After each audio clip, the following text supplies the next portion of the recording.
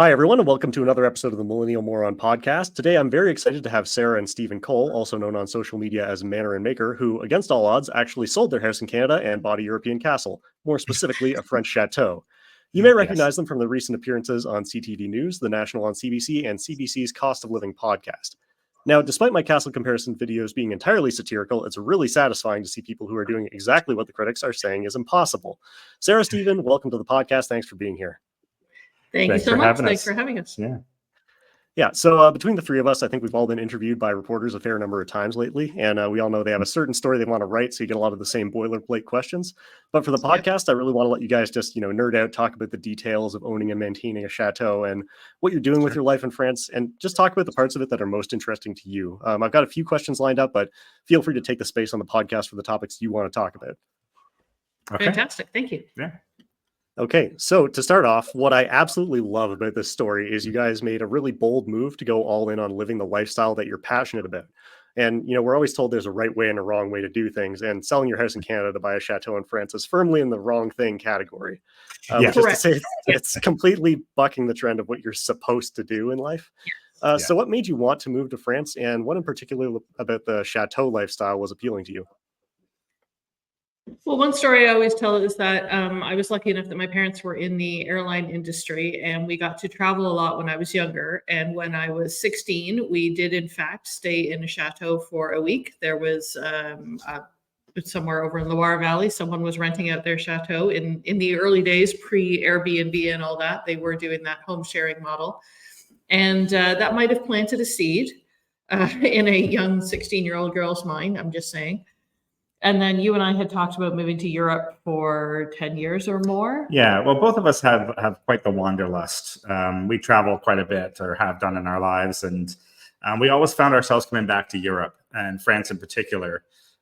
There was something about the lifestyle. Both of us are into arts and history and all that wonderful stuff. And France just seems to tick all the boxes for us. So I think that's what drew us here initially. We were talking about moving to Europe. Our initial thought was the UK, simply because of language barriers, and both of us do have British citizenship as well. I was born in Wales, and Sara has it through her mother.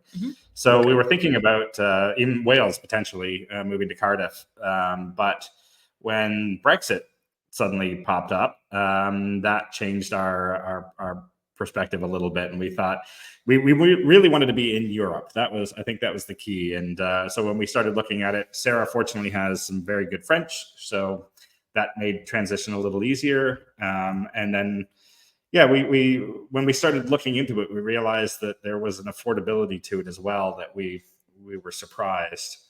And that started 10 years ago. Yes. When we started 10 years ago, when we started seriously thinking about when or if we might move to Europe, we started, the French have a great expression called lèche vitrine, which is literally translates to lick the windows, which is their version of window shopping. Yeah. So we would always make jokes about the fact that the immobilier, the real estate agents here, have the postings in the windows. And so we would go past those, and I would say, let's just go lick that window over there.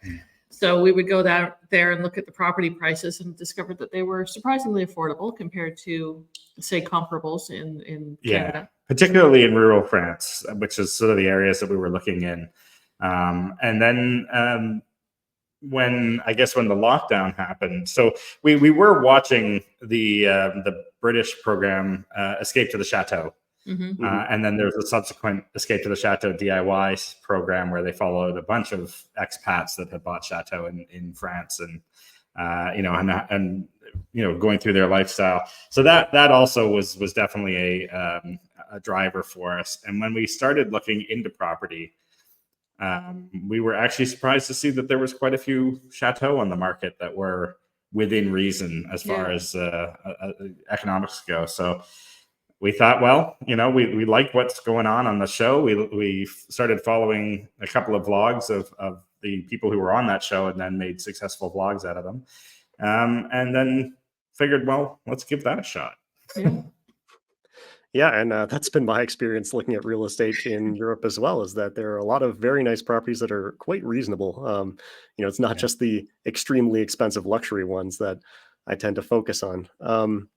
Yeah. But yeah, going back to the decision to make the move, like, do you think there was a tipping point that made you decide to actually go for it, or kind of when did it all start to seem real as opposed to just like a fantasy? I guess the fantasy part started when we were just sitting around in the backyard in one of the lockdown sessions, and Stephen turned to me and asked that question that every girl wants to hear, which is, what would have to be true for us to buy a chateau in France? And I've never been much of a put a ring on it sort of girl, and that's the question that makes me very happy. Yeah. So we started going through that. Well, what would have to be true, and we just started pursuing it as if it were a fantasy exercise, right? Mhm. So, would we have enough money? What sort of property would we look at? What would it mean to move? What would it mean for our taxes and retirement plans and careers? Because I was still working at the time. And then also the other trigger was the Brexit window for us. Mhm. So France, as the deadline for Brexit happened at the end of 2020, France was extremely generous in their expat policy, basically saying, if you are currently living in France and would like to stay in France and you're a British expat, then do this Brexit visa, which is a one-time 6-month window. And they were being extremely generous. If you could prove that you were living in France, and by living, they meant had set foot in, then that pretty much qualified you, as long as you didn't have a criminal record, as long as you're armed. They were being very generous. So we took advantage of that because it's a much better option compared to the Canadian visas that are available in terms of being able to work and set up a business. It just makes, there's far fewer hurdles under a carte de séjour, which is the program that we're on, compared to being on a tourist visa or having to go through the whole entrepreneurial visa process, which some friends of ours did. And it required a team of lawyers and immigration specialists and business experts. And it took them several months and several rounds of applications to get their entrepreneurial business plan approved to get that visa. So the Brexit visa was sort of the easy path for us. And because that was a 6-month window, that was a trigger for us as well. Well, and I think, from an emotional standpoint, we were into lockdown when we started making, really making the decision to make this a reality. We started asking ourselves questions like, where are we going to be in 5-10 years time? We were living in Fergus, Ontario. Loved Fergus very much. Yeah. We were very, very happy there.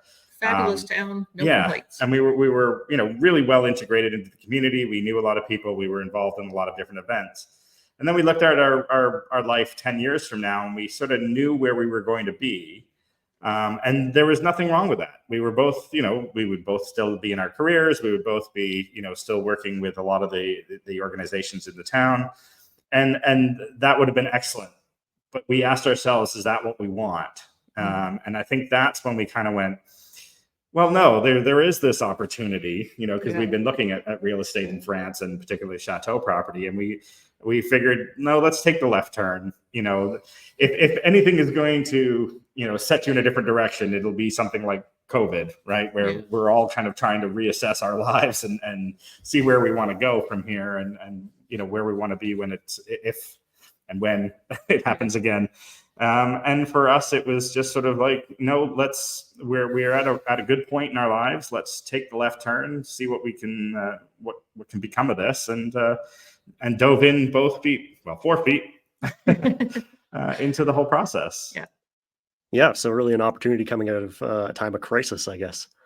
Yeah. And it was nothing against our life. It was not leaving anything in Canada. Like we said, we happily recommend Fergus to anyone. It's a wonderful community and we love Canada. There was nothing there that we were running away from. It was more of a running towards a new opportunity. Yeah. We just wanted something different.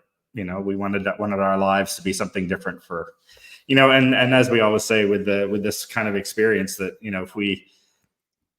if all else fails and we end up having to sell the chateau and move back to Canada, we can still put into our timeline, we once owned and lived in France in a chateau, and how cool would that be? So that was sort of our, our way of kind of satiating ourselves on the chaos of what it's going to be. It's like, really, at the end of the day, what do we end up with? We've got this incredible story about living in a chateau in France. That's it. But that being said, everybody said we also say that we were going to go until somebody says stop, and no one says stop yet. So yeah, they may eventually. I think that's really true. Is obviously it's been a ton of work for you guys, but it's it's satisfying to do work that you're passionate about, right? It doesn't feel as much like a grind. It's like if you finish a renovation task and you see it completed, that's got to be an immensely satisfying feeling, right? It is. It is. We're currently in the midst of one right now, and we're really looking forward to that moment where we can finish it. But I've been watching some of your recent videos on YouTube just as prep for this interview, and it's like really great to see what you guys are doing with the place.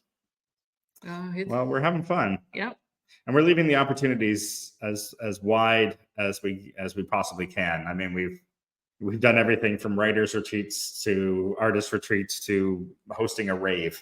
Yeah. So we've got feelers out with the wedding community to see if that might be an option. We've got filming location. We've talked to filming scouts, things like that. Yeah, trying everything. Yeah, Sarah, you had mentioned that when you were making this decision, you were still working at the time. Are you both full-time Chateau folk now? No, Stephen is still full-time employed through our company in Canada. So we have two incorporated companies, one based in Canada and one based here in France. And Stephen works full-time for our clients in Canada through the French-Canadian hookup. And I am, plus then he also has the full-time Chateau job. And then my job now is building the Chateau business as well as, being full-time Chateau along with our hosting retreats and retreat hosting. Yeah. We figure we've got about 4 full-time jobs between the two of us. So, it's very, very full schedule. I can understand that as well, especially in the last couple months here. So I get a lot of comments on my videos saying that, if you buy a Chateau for say $2 million, I know you guys don't want to get into specific details, but they say like, oh, this Chateau costs $2 million. You'll have to spend another $2 million before it's even ready to move in. So I'd be interested to hear, like, what was your experience with first acquiring the property and moving in? Like, were you ready to actually live in it right away, or was there some work you need to do first?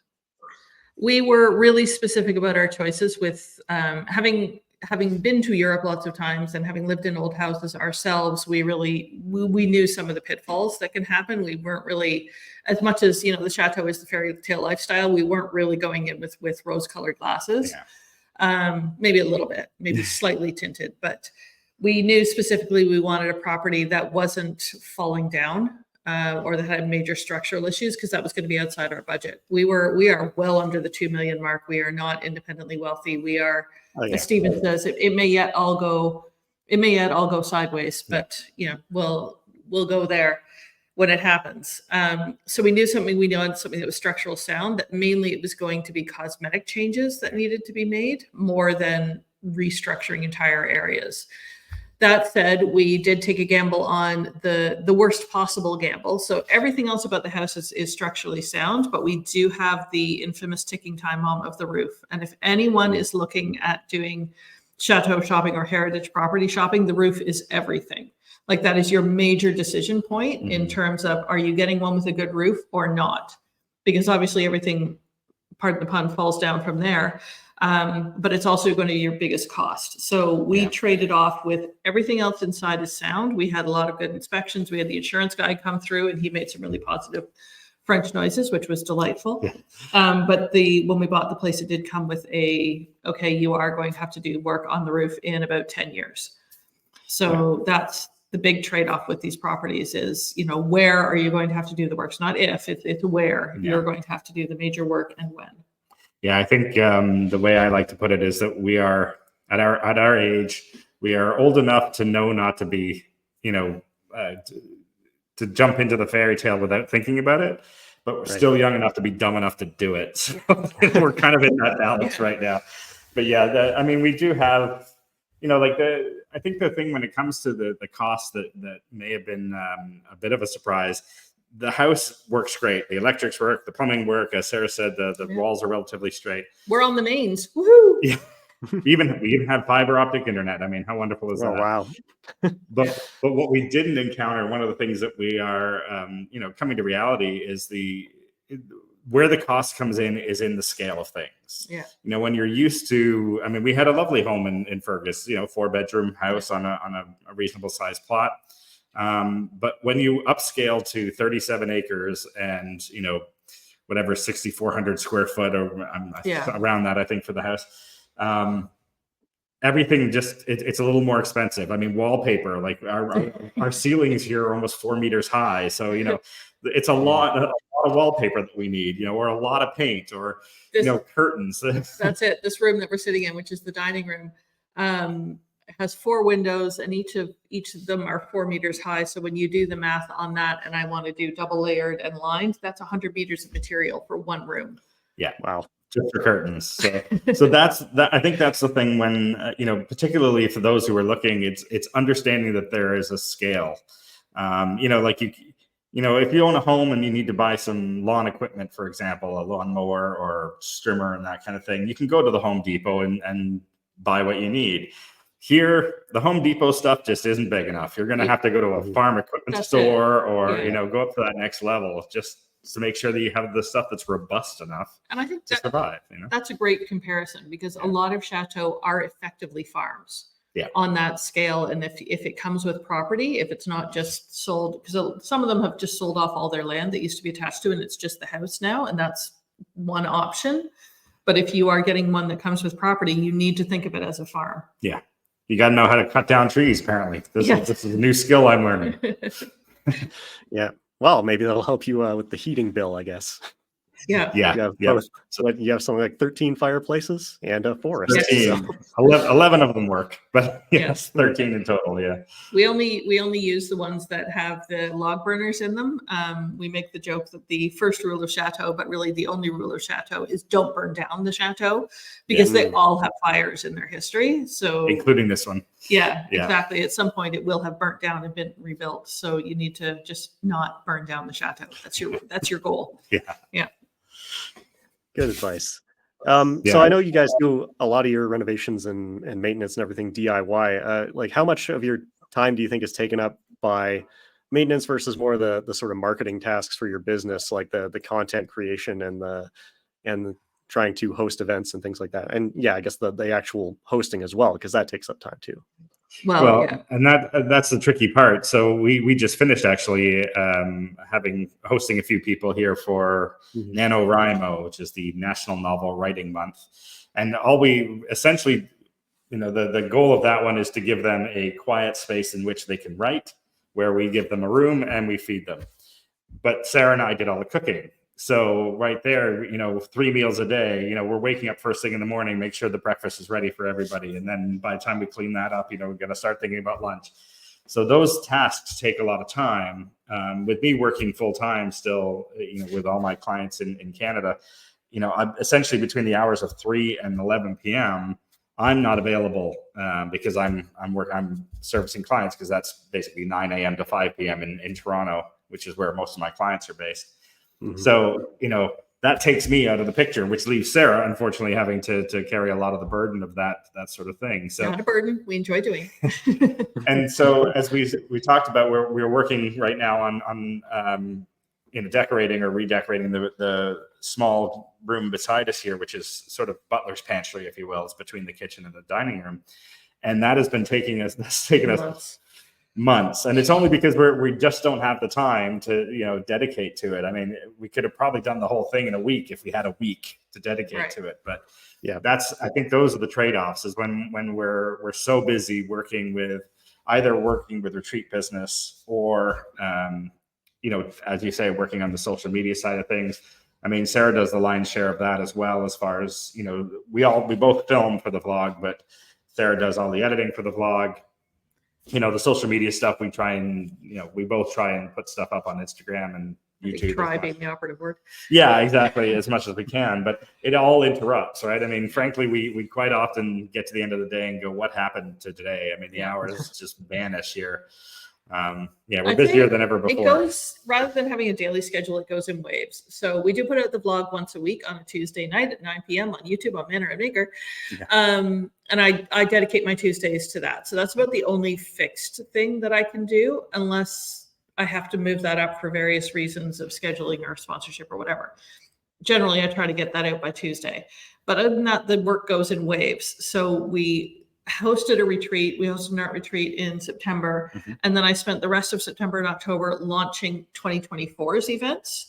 So that was several weeks of doing that and getting the marketing set up and getting some new facilitators on board and introducing them to the model and what we do and what we don't do, and working out what they wanted for their retreat, because not everyone wants a private chef. Some people want catering. Some people want more excursions, fewer excursions. And we really try to help them form the retreat that they think will be most successful for their participants. So that takes some time.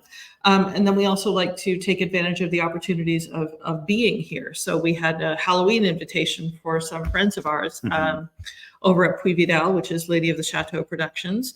And they invited us over to their place for Halloween. And so I just had to make an 18th century robe à la Française for myself because I didn't have anything Halloween themed. So because I'm getting into historical costuming, because, I don't have enough to do, I made myself a new gown. Sorry, we didn't quite have time to finish your cloak. It's okay. But, Francois Premier here went as himself. Yeah. And I went as some sort of Gothic Victorian colored Halloween. Anyway, made a new gown, went to the party. 2 days later, we hosted the rave with the students from the local hospitality college. They came here. There's about 200 students, hosted a rave. 2 days later, we started the writers retreat. So we went from literally to like 6 a.m. party. Yeah. Music didn't stop till 6 a.m. Clean up, and a day and a half later, welcome writers to this very calm, very, no distractions retreat experience. So now we will say that the students did an amazing job of cleaning up. They came in, they set up for 2 days, and then at 6 a.m. when that music went off, they all grabbed the broom and it was all cleaned up. By 11 o'clock, the place was sort of back to normal. So, kudos to them, quite frankly. But the reason we did that is because they're third-year event management students at one of the highest ranked hospitality management schools in Europe.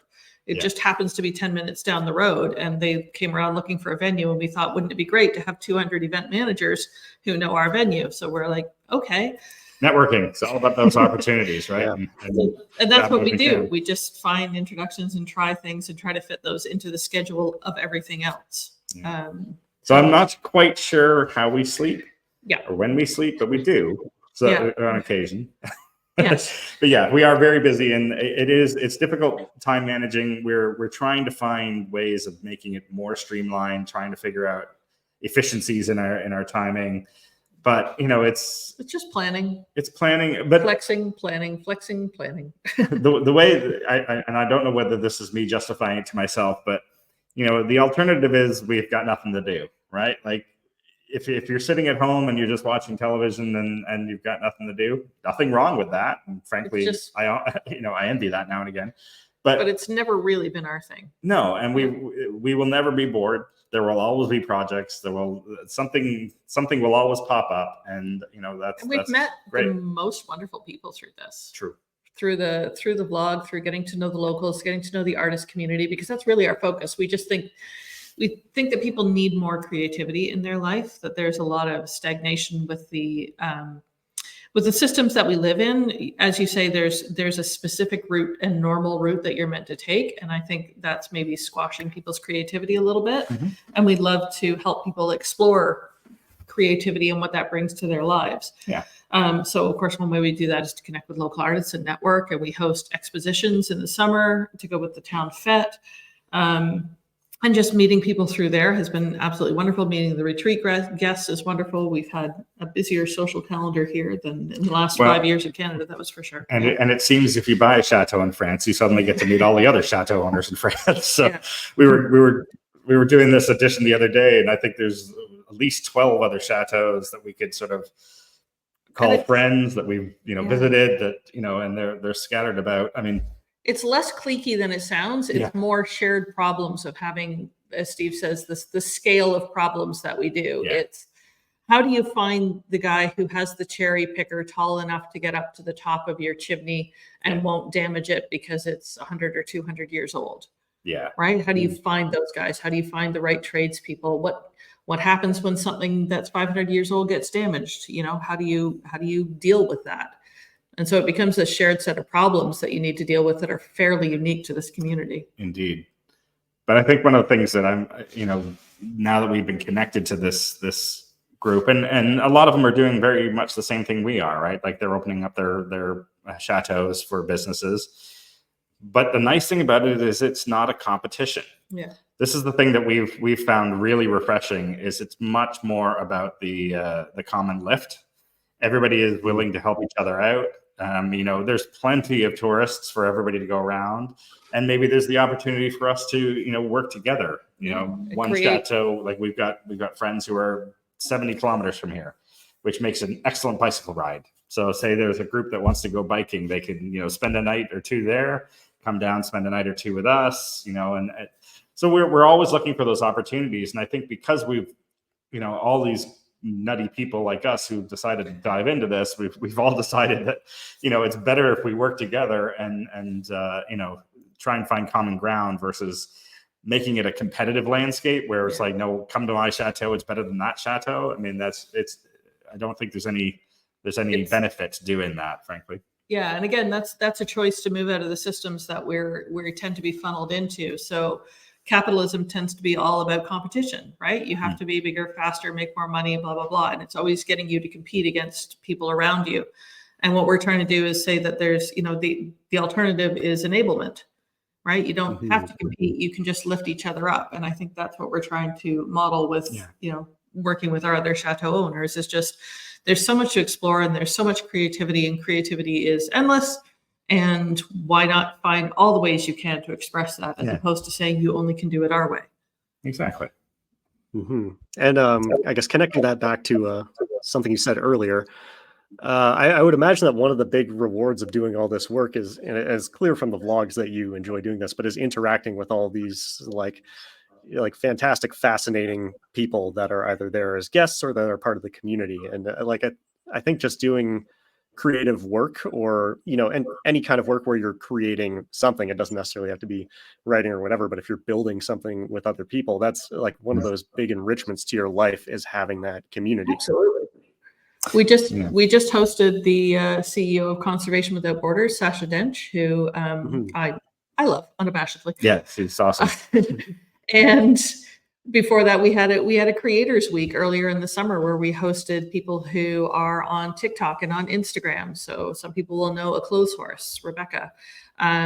She's got close to 2 million followers now, I think, on TikTok. Yeah. And she came here to create some content. We just hosted her and some friends, Sarah Stratford, Elizabeth Sagan, Steph Ellsberg, who's an author as well. She's a best-selling author, and she introduced us to that group, and she's amazing. And it's the second time she's come. So just, that's not sort of a old-fashioned or standard creativity path, but it was amazing seeing that group of people get together and what they created when they were together, right? Because they tend to generally work independently in their chosen medium, and to see them get together and create stuff together was absolutely amazing. Everybody had a wonderful time. And again, it's that enablement, not competition, right? And the really great bit about owning the facility in which this stuff happens is we get to be a part of it too. Right? We get to play. I mean, that group that came, we dressed in costume, and I think I took 1,700 photographs that weekend, just having fun, with them around the chateau. And we went out on a couple of outings. Somehow we ended up with Sarah Stratford dressed up as Marie Antoinette being attacked by the peasants with baguettes. That's what happened. It was awesome. Yeah. But that's the thing about it, is we are now a part of all the people's vacations. Those who come to see us, if they're here to enjoy themselves and get away from their regular lives, we get to provide that to them, and we get to live it with them, and that's really exciting. It's something that I think keeps it really fresh. We keep meeting all these fabulous people from all over the place, and we just get to have experiences with them. I mean, we get to show them what we love about France, the things that we've fallen in love with in the 2 years that we've lived here. But on top of that, then we get to see it through their eyes. So it's anew every time. And we also really love that. I love seeing our retreat guests connect with what they came here to do. Like with our writing retreat, we had a couple of moments where people had a real breakthrough, and it was amazing to be a part of that moment where they're just going, oh my gosh, this is it. This is what I needed. Or our art guests who, came thinking that they were still stuck in this really fixed mindset because they were coming out of a corporate job and maybe they're, exploring life after a corporate work, or they're just, stuck and they realize they need a deviation, and then rediscovering play or discovering that they can do the artwork that they didn't think they could. Like when people have that moment, it's just amazing to be a part of. And I think, because Sara and I both have corporate backgrounds, for many years, we won't say how many now, for many years, both of us have worked in the corporate world. So we understand that mentality a little bit as well. I mean, we've run away into do our fairy tale life. So we're excited to bring other people along with that, but it allows us to have a little bit of the empathy when you're talking to somebody who's, either, recovering from corporate, as we say, or, just needs an escape from it for a little bit. You kind of like, okay, I get why you're coming here. Let's give you an experience to remember and hopefully, treasure as you go forward. Chateau were always meant to be shared. They were never meant for two people to just rattle around in all the time. They were set up to be large hospitality centers, basically, whether it was with the public or with, amongst the aristocracy. But they were always set up to be shared. So we're just continuing that tradition. Exactly. Yeah. Yeah. So obviously you host a wide variety of events from, writers' retreats to raves. But do you feel there's a certain type of clientele that you try to focus on as guests to bring in? Our core business right now is the art retreats, the creative retreats. And we find that it focuses a little bit more on people who are a little bit more mature. Quite often it's people coming out of a corporate lifestyle or discovering themselves towards the end of a corporate world, going, okay, what else is there now that I'm not commuting all the time? Or maybe it was something they enjoyed when they were younger. We've got a friend who was dabbling with arts when she was younger, and then she went and did her corporate career, and now she's rediscovering them, right? So it tends to be that sort of group. But we've really had, the full age range. Obviously, the TikTokers are younger. And the people who follow us on YouTube tend to be a bit older. So we're really happy to welcome anyone. But really, the art retreats are, I think, a slightly more mature audience. And open to anyone. Even within the art retreats, we have a lovely lady coming next year that, her clientele is much more about those who are intermediate or professional level artists, right? So, that retreat will be much more educational. It'll be at a much higher level, and it's more about improving your skills.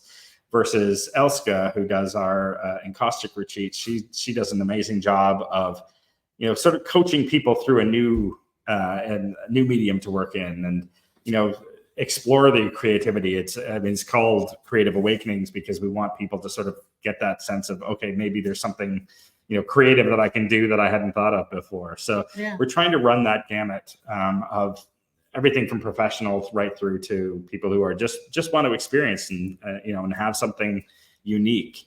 We're trying not to be a B&B business. That's really what we're trying to avoid. But the idea is you're coming to a private chateau, you're coming to a place that we love. Let us help you explore that, and if we can do that through the medium of creativity, then all the better, frankly. Yeah. Now, I imagine hosting these kind of events and doing renovations in parallel can lead to a lot of high stress situations or times when you're just running out of time to do things. Are there any particular moments you remember where you were just trying to get too many things done at once and were kind of panicking? Well, not panicking, because there's just never any point to that. We did maybe on the inside. We're like the ducks. Yeah, the smooth underneath. On top and feet underneath are going like that. We don't like to do the renovations and the retreats at the same time for obvious reasons. It's just hard to do. For this one with the writers' retreat, because there was these pockets of time where the writers were off writing and didn't need our attention, that created little windows where I could go in and paint trim, because that's a quiet task and I'm not going to disturb them. It's not something we plan to do. We don't plan to run the retreats and the renos in parallel, but it's really difficult sometimes with the scheduling. If we need certain materials or we need certain tasks, sometimes those can be just a little bit harder to access here or take longer to access than we expect in North America. I think, two quick examples of emergencies, though. We had we had a professional chef with us, who's a good friend of ours, and she was chefing for one of the retreats. And on of course, a Sunday, because it couldn't have been any other day, our oven decided to stop working. We've got a Le Cordon Bleu chef. Shout out to Ann Stewart, folks. Yeah. So the oven, she was cooking along on it, and then suddenly it wasn't producing any heat anymore, or it hadn't died completely, but it was taking hours to cook anything. And suddenly we had to figure out, okay, I mean, I had visions of me setting up a fire pit with a grill over the top and like, okay, here's your oven for the day. But we've got a large bread oven out in the barn. Yeah, exactly.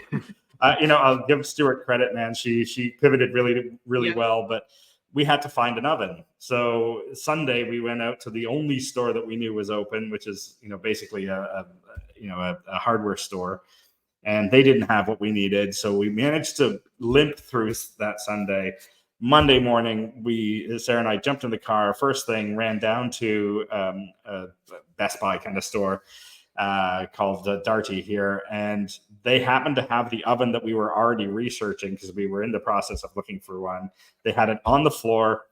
We talked to the guy. He managed to sell us that one. We stuck it in the back of the car, drove it back up here, and had it installed, ready to cook dinner for Monday night. But that was just chaos, right? Like just trying to get that organized. And that required a professional electrician because it's not just a plug in the wall. It has to be hooked up, and you're legally required to have an electrician do it. So that required calling around and finding an electrician. Well, after getting electrocuted very briefly, I didn't want to do it myself anyway. So 20 hits harder. Yeah. And then we had another moment, fortunately not during a retreat, but very close to starting one, where we have a third floor of the Chateau, which is under. It needs a lot of work. It's sort of our future project.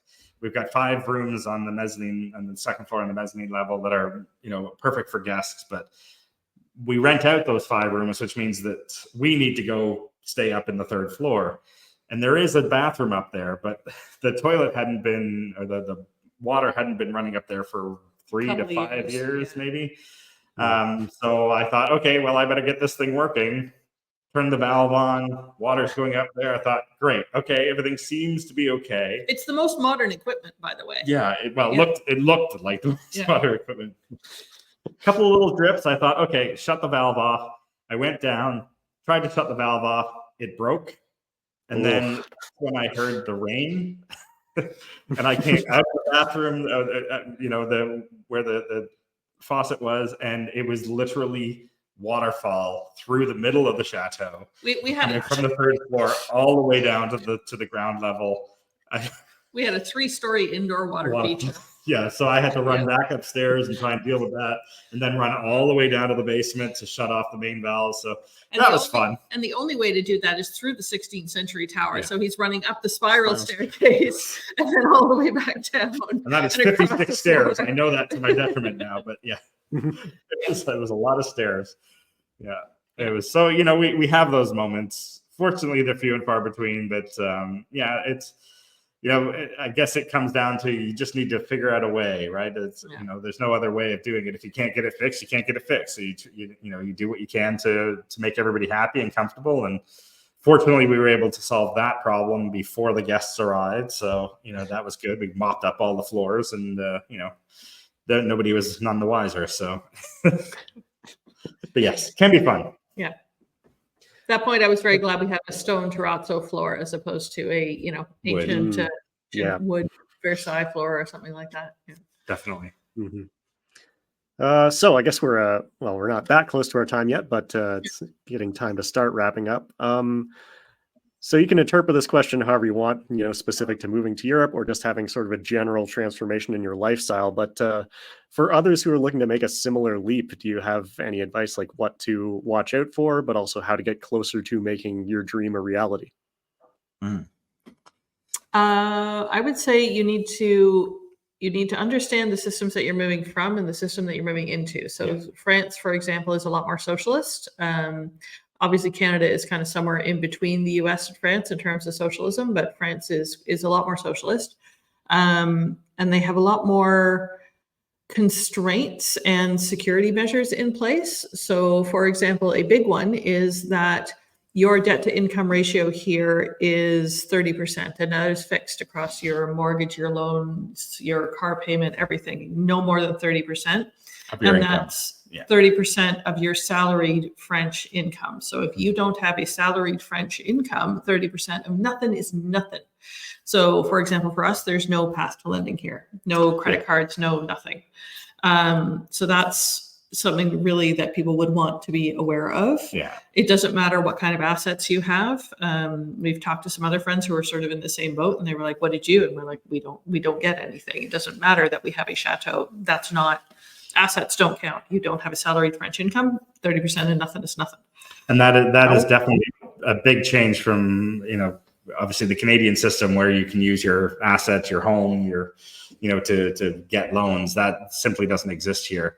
But it's a double-edged sword. It's one of the reasons why the housing properties here are as affordable as they are. Yeah. But because people have this 30% constraint, they keep the market low so that people can buy into it. Otherwise, nobody would be able to do it. Yeah. There's also the rules of what the English have a great word for it. It's called gazumping, which is basically what we do in Canada when we do offer, counter offer, and the prices escalate.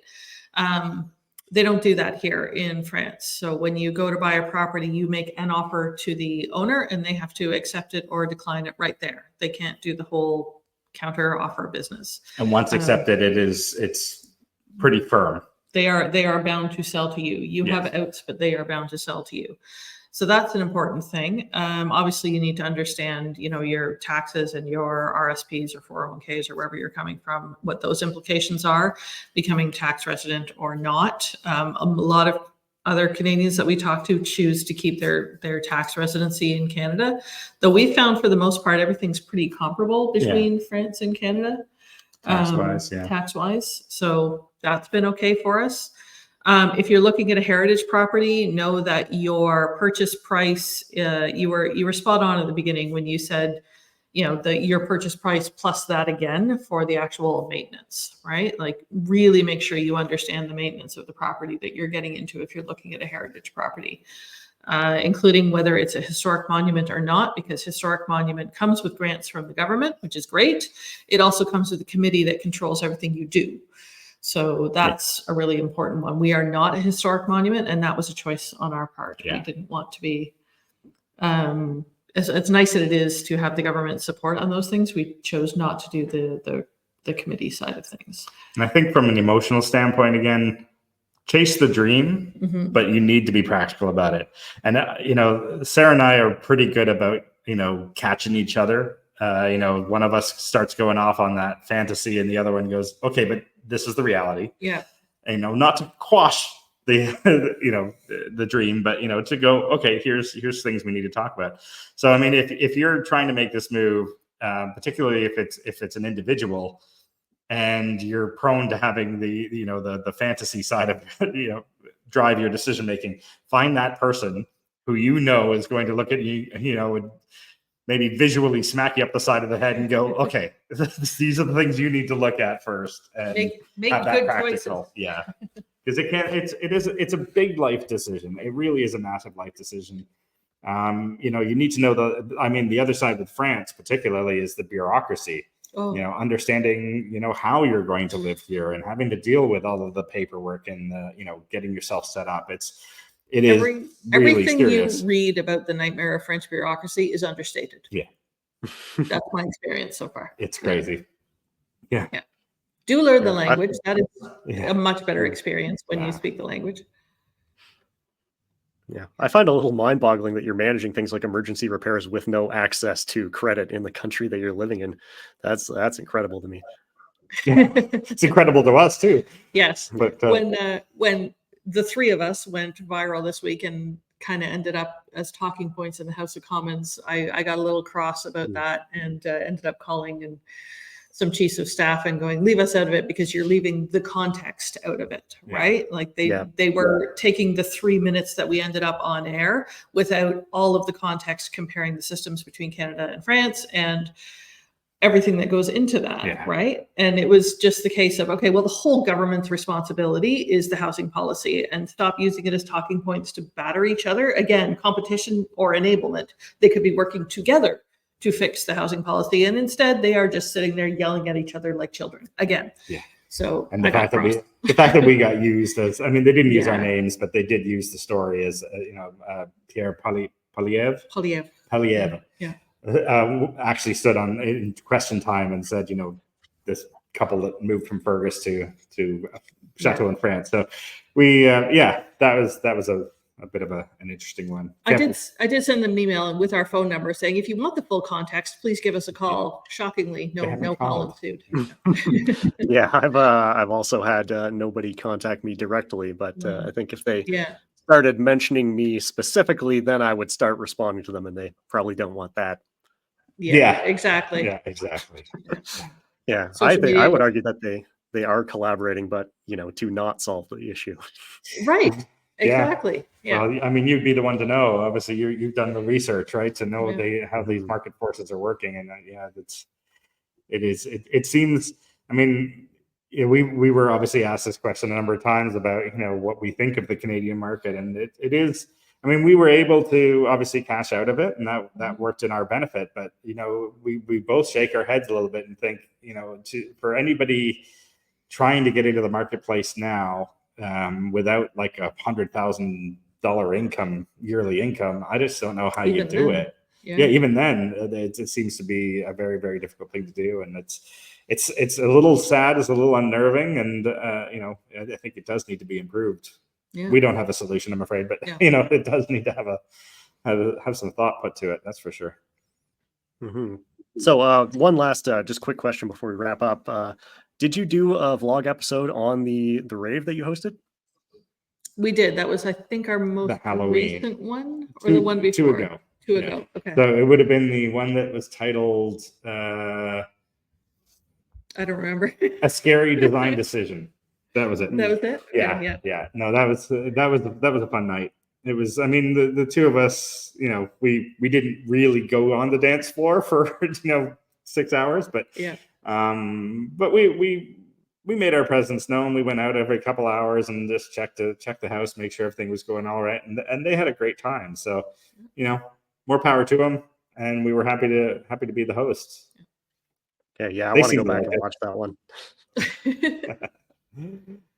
All right. Well, I think that's going to be it for today, but thank you so much for making the time to do this. It's been like just a really great, fascinating discussion. For those of you watching or listening, go follow Manor Maker on YouTube, subscribe to their channel, watch some videos, throw some likes and some comments on there. Go to the website, book your event, book your wedding. Get them. Help them live their dream and live a little piece of your dream at the same time. Well, maybe you can come and do a podcast from here sometime. Yeah. Love to host it. But thank you so much. We really appreciate it. Yeah. Okay. Thank you so much. And I will talk to you later. Sounds good. Thanks. Cheers. Bonsoir. Bye.